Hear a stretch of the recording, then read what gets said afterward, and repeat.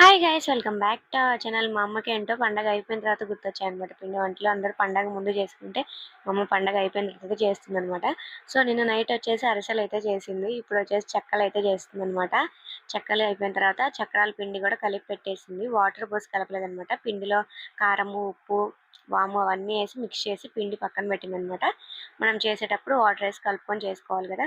So ఇక్కడ వచ్చేసి చెక్కలు అయితే చేసేస్తుంది అనమాట. అమ్మ ఉండలు చేసేస్తుంటే నేనైతే చెక్కలు మిషన్లో పెట్టేసి ఒత్తి దాని మీద క్లాత్ మీద అయితే వేస్తున్నాను అనమాట. నార్మల్గా ఎప్పుడు చేత్తో వేసేది, ఇప్పుడు చూడండి వెరైటీగా ఎవరినో చూసిందంట. సో చేత్తో అందుకొని వేసేసరికి లేట్ అవుతుందిలే, అది కాక కొన్నిసార్లు ఆయిల్ పడుతూ ఉంటుంది కదా చేతుల మీద అవి వేసేటప్పుడు. అట్లా లేకుండా ఈ టెక్నిక్ ఏదో బాగుంది కదా, గెంటతో తీసుకొని అందులో అయితే వేసేస్తుంది అనమాట. గెంట కొంచెం గ్యాప్ ఉంటుంది, మనకి వేడి కూడా తగలదు పోయేది. అలాగే ఆయిల్ డ్రాప్స్ కూడా ఏం పడవన్నమాట మన చేతి మీద.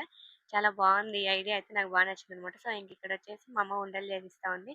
ఒక వాయికి సరిపడా చేసిన తర్వాత నేనైతే మళ్ళీ ఆపేసి మళ్ళీ అవి అయిపోయిన తర్వాత స్టార్ట్ చేస్తాను అనమాట చేయడము. ఇంతకీ మీరు పండగ ముందు చేసుకున్నారా, పండగ తర్వాత చేసుకున్నారా పిండి వంటలు కామెంట్ చేసేయండి. సో మా అత్తయ్య అయితే పండగ ముందే చేసింది అనమాట. అంతే ఈ వీడియో. బాయ్.